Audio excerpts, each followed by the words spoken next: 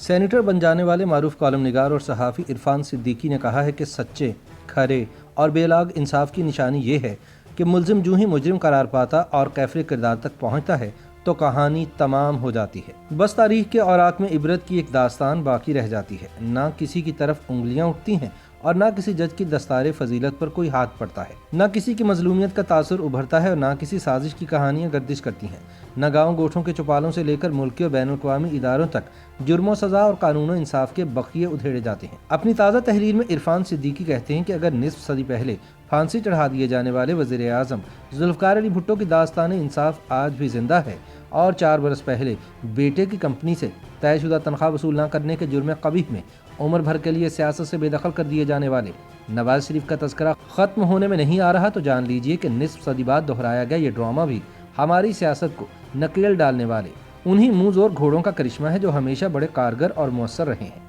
عرفان صدیقی کہتے ہیں کہ خلق خدا کسی عدالتی فیصلے کو تقاضۂ انصاف سمجھ کر مطمئن ہو جائے تو جانو کہ مجرم بجا طور پر کیفر کردار کو پہنچا ہے، لیکن اگر سزا کسی کو ملے اور جرم کا کھرا کسی اور گھر جاتا ہو تو خلق خدا اسی طرح مضطرب رہتی ہے جیسے آج ہے۔ رسوائیوں کی داستان اسی طرح دائرہ در دائرہ گردش کرتی رہے تو قانون و انصاف کے دامن پر لگا داغ ملامت کسی دھوبی گھاٹ پہ مٹایا نہیں جا سکتا۔ ان کا کہنا ہے کہ نواز شریف کا کیس ایک کھلی کتاب ہے، روز اول سے لے کر آج تک لاتعداد خامیوں، کمزوریوں اور کھلی ناانصافیوں میں لت پت اس مقدمے کو کسی آڈیو، کسی ویڈیو، کسی بیان حلفی، کسی اضافی گواہی کی ضرورت نہیں۔ قانون و انصاف کی رسوائی کے حوالے سے یہ بے سروپا مقدمہ ہر لحاظ سے خود کفیل ہے۔ صرف اس سلسلہ واقعات پر نظر ڈالیے جو سن 2014 کے ڈی چوک کے شہرا آفاق دھرنے سے شروع ہو کر اکتوبر سن 2016 میں ایک اور لاک ڈاؤن تک پھیلا ہوا ہے، اور نومبر سن 2016 سے آج تک جس کی کڑیاں بکھری نظر آتی ہیں تو سب واضح ہو جاتا ہے۔ عرفان صدیقی کہتے ہیں کہ میں اپنی پٹاری سے کسی آڈیو یا ویڈیو کیسٹ کا سمپولیا یا شیشناگ نہیں نکال رہا،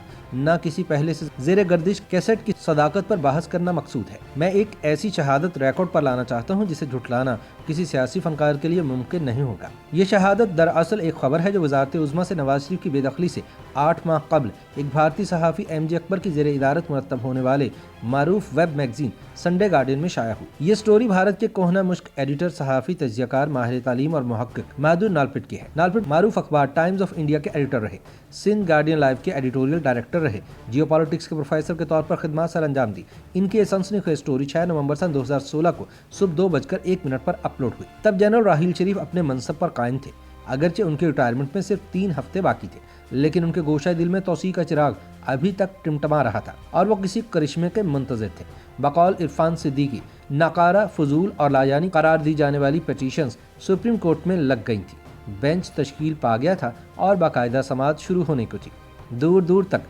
کسی جے آئی ٹی کا نام و نشان بھی نہ تھا۔ نواز شریف بھاری پارلیمانی اکثریت کے ساتھ اپنے عہدے پر موجود تھے اور کاروبار حکومت عمدہ طریقے سے چل رہا تھا، لیکن سنڈے گارڈین لائیو 6 نومبر سن 2016 کی سٹوری کا عنوان تھا: جنرل راحیل شریف نے نواز شریف کے خلاف عدالتی بغاوت کا منصوبہ بنا لیا۔ خبر کی تفصیل میں بتایا گیا کہ پاکستان کے صورتحال پر نظر رکھنے والے اہم ممالک پیش بینی کر رہے ہیں کہ راولپنڈی نے ایک منصوبے پر کام شروع کر دیا ہے جس کا مقصد وزیر اعظم نواز شریف کو سن 2017 کے وسط تک اپنے منصب سے ہٹا دینا ہے۔ اس دفعہ مشرف کے انداز میں فوجی بغاوت کا طریقہ اختیار کرنے کی بجائے یہ منصوبہ بنایا گیا ہے کہ نواز شریف کو منصب سے ہٹانے کے لیے سپریم کورٹ سے کام لیا جائے گا، جو اس کے لیے کوئی مشکل کام نہیں۔ منصوبے کے مطابق سپریم کورٹ نواز شریف کو مجرم قرار دیتے ہوئے اس پر کئی مقدمات کا آغاز کرے گی۔ عدالت کی جانب سے دیے گئے فیصلے میں پینما پیپرز کے انکشافات کو بنیاد بنایا جائے گا۔ خبر میں مزید کہا گیا کہ ذرائع کا دعویٰ ہے کہ عمران خان کی تازہ احتجاجی مہم کا اسکرپٹ اس امر کو یقینی بنانے کے لیے تیار کیا گیا ہے کہ سپریم کورٹ نواز شریف کی کرپشن کا نوٹس لے اور یوں زنجیر کی کڑیوں کی طرح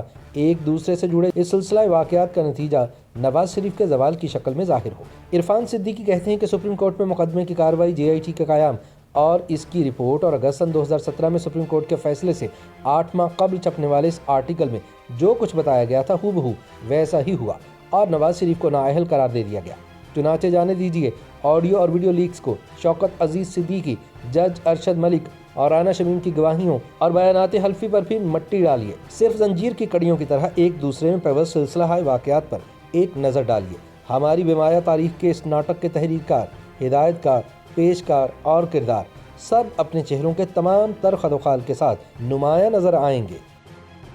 YouTube पर गूगली न्यूज देखने के लिए youtube.com की सर्च बार में गूगली न्यूज टीवी टाइप करें। गूगली न्यूज के पेज पर सुर्ख रंग के सब्सक्रिप्शन वाले बटन पर क्लिक करना ना भूलिए। YouTube पेज पर अपलोड होने वाली वीडियो से बाखबर रहने के लिए बेल आइकन पर क्लिक कीजिए। आपको हर नई वीडियो के बारे में नोटिफिकेशन मौसूल हो जाएगा।